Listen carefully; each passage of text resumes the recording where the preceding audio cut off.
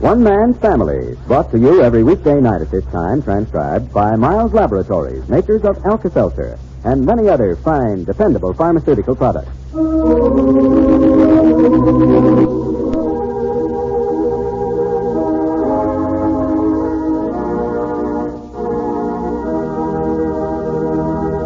Overheard between Father Barbour and Paul in Paul's studio. Then you don't feel any concern over Teddy and Elwood? Concern, Dad? Yes, their relationship is all right. They're planning to get married? I don't know. She hasn't told me one way or the other. Well, that's what I'm getting at. Why hasn't she? If there's nothing wrong, why wouldn't she tell her own father she's engaged? So that's how it is with the Barbours today. Friends, this evening I want to talk to you about Alka-Seltzer. You know about this wonderful product our sponsor makes, I'm sure. But have you discovered how really effective it is for relief from acid indigestion? Well, next time you're feeling miserable and upset with acid indigestion, just try it. Yes, be wise. Alkalize with Alka-Seltzer. Alka-Seltzer's guarantee is, and always has been, your money back if you're not satisfied. But you will be, I know. And here's a tip. When late hours and late refreshments threaten to bring on acid indigestion, take Alka-Seltzer before you go to bed. Yes, before you go to bed. Alka-Seltzer will relieve your acid indigestion, and as a result, you'll sleep better, wake up feeling better the next morning. There's nothing quite like Alka-Seltzer. And if you've never taken it as first aid for relief from acid indigestion, you don't know what you're missing. Get a 30 or 60-cent size package of Alka-Seltzer from your drugstore. Remember, you must be pleased or your money back.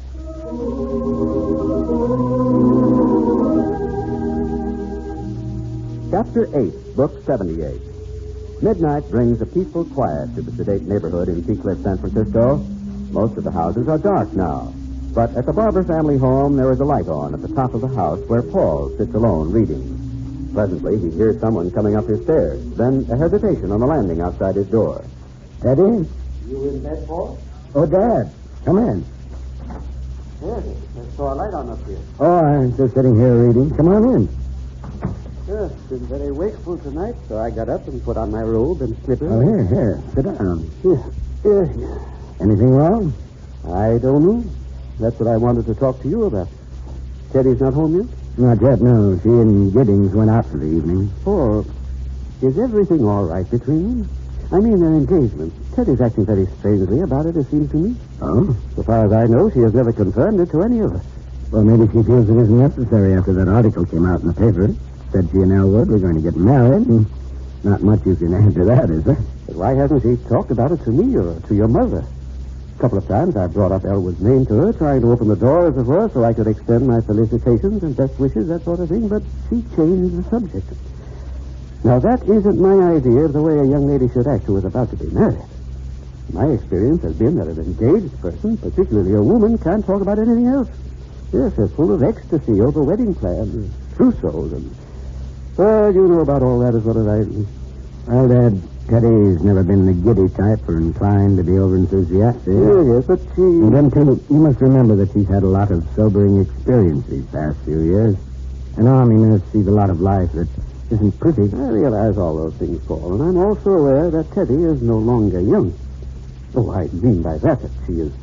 Well, ordinarily, if she had led a conventional life, she would have been married some years ago, probably, eh? I suppose. Yes. Let's see, Teddy's getting on towards 30? Well, that seems very young to me. Yes. You yourself feel no concern about her and Elwood? Concern? Yes, their relationship is all right. They're planning to get married. I don't know. She hasn't told me one way or the other. But that's what I'm getting at, Paul. Why hasn't she? Now, does it seem quite normal that she wouldn't have mentioned something about her engagement to you, her own father? Haven't you been curious enough to ask her? Well, if I have been curious, I put a check on it. I know Teddy well enough to know that when she wants to talk about it, she will. Well, I suppose I can take some solace in the fact that you don't seem to be worried about the situation. Maybe it's just as your mother says, I'm inclined to borrow trouble. Better get back down to bed before she wakes up and starts looking for me. She didn't know you were making this midnight visit up here at the top of the house, huh? Stole up. Well, it was nice to have your company, Dad. Were you sitting up waiting for Teddy? Oh, no. I gave that up years ago. She and Elwood are staying out rather late. That in itself is a good sign, wouldn't you say? Wouldn't be going out together this way if there was trouble. Not likely. George, maybe all this fussing I've been doing and not being able to sleep was for nothing. Well, Hey, wait, I hear Teddy coming up the stairs now. Huh? Teddy? Well, hello. Oh, Teddy. Have a good time tonight? Isn't this pretty late for you to be up, Father Barbour? Oh, came up to visit with Paul a little. Just going to leave now. Don't let me drive you out. No, but it is late. Has Elwood gone to his room? Uh-huh. It's good to sit down. You tired? Oh, little Paul. Yes.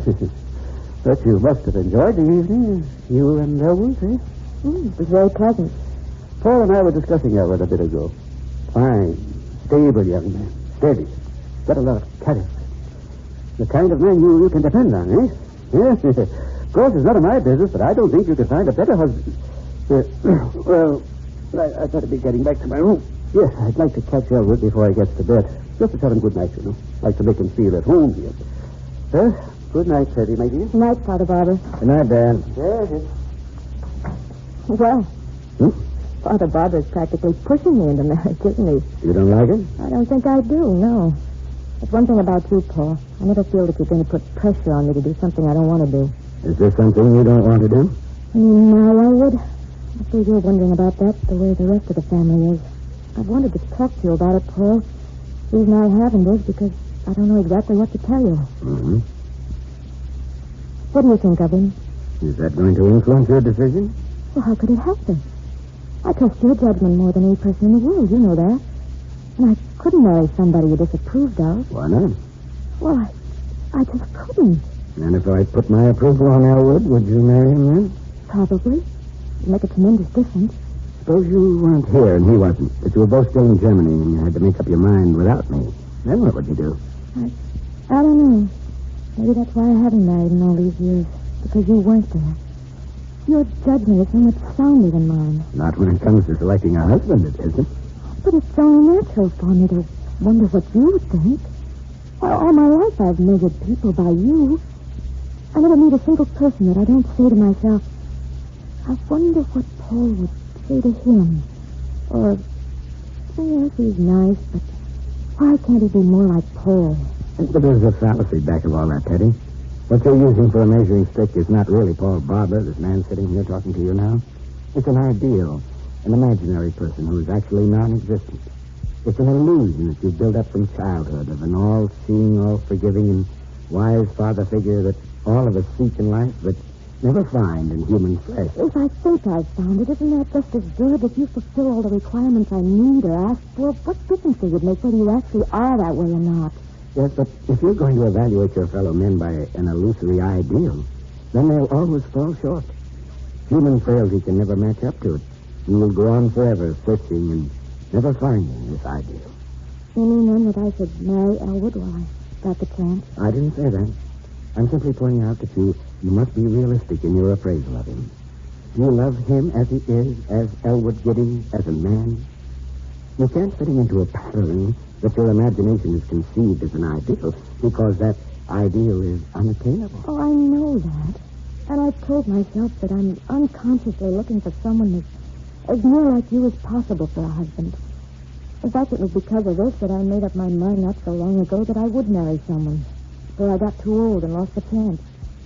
Then Elwood came along and, well, I thought I just about had decided. And then when I got home here and saw him around you, now I'm all mixed up again.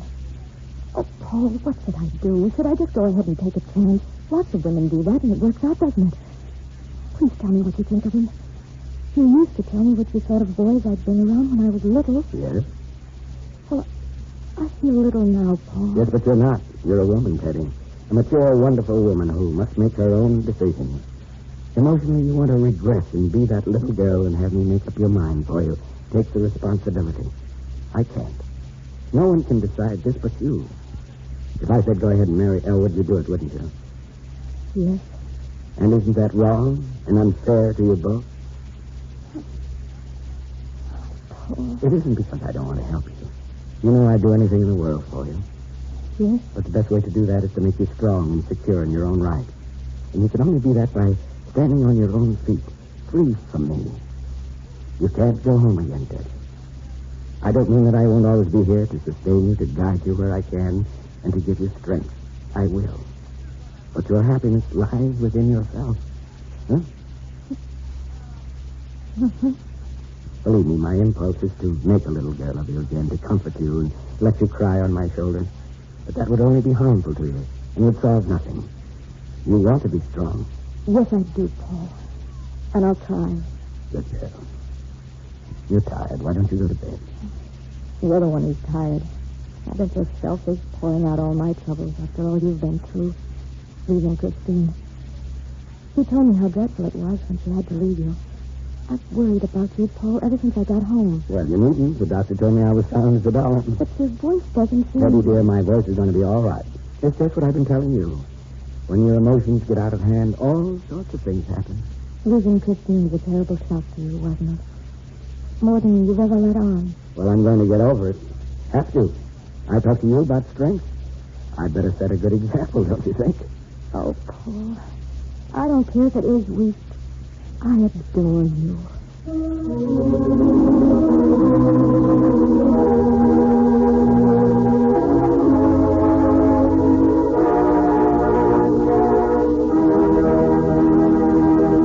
Paul will be back in just a moment. When you want fast, effective relief from headache or acid indigestion, take Alka-Seltzer.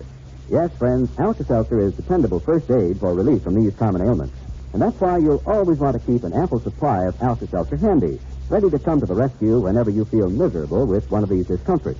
You like Alka-Seltzer. You like its taste and the way it can make you feel better in a hurry. So for pleasant relief from unpleasant ailments, acid indigestion, or headache, take Alka-Seltzer.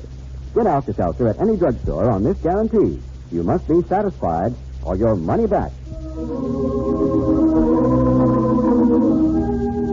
All right, Paul. As Teddy left my room tonight, there was a sad, lost look in her face that affected me deeply. I dread to think that her youth is fading, and she isn't emotionally ready to accept the realistic responsibilities of maturity.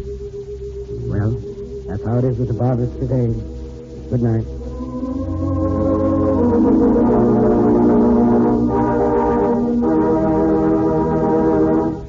Mothers, a one-a-day brand multiple vitamin capsule every day ensures against vitamin deficiency. Lack of vitamins pulls you down, makes you feel dull and listless, often develops into vitamin deficiency disease.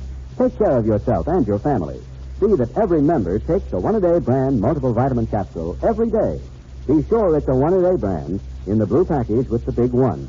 The vitamins whose potency is guaranteed by the makers of Alka-Seltzer.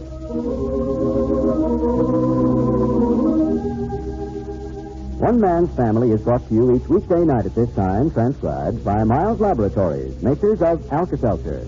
Tomorrow, Chapter 9, Book 78. This is a Carlton E. Morse production, directed by Michael Raffetto.